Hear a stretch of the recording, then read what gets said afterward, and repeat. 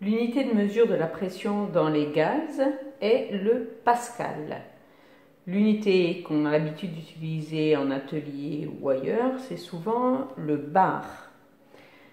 Je vous rappelle que 1 bar, c'est 10 puissance 5 pascal. 10 puissance 5, ça correspond à 100 000.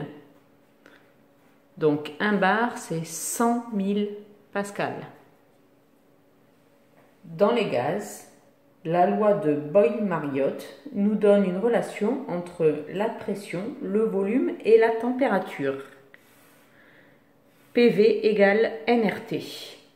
Dans cette loi, la pression est en pascal, puisqu'on n'utilise que les unités du système international. Le volume est en mètres cubes. N, c'est la quantité de matière en mol.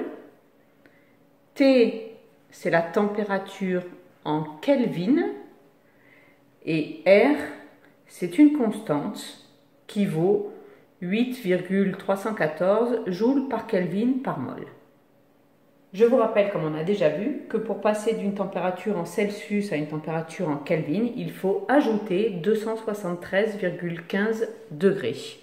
Donc la température en Kelvin, c'est égal à la température en degrés Celsius plus 273,15. La conséquence de cette formule, c'est que lorsque P augmente, si V ne bouge pas, alors la température ici augmente. De la même façon, si V augmente sans faire augmenter la pression, la température augmente. Si la pression diminue et que vous ne bougez pas le volume, vous faites diminuer la température.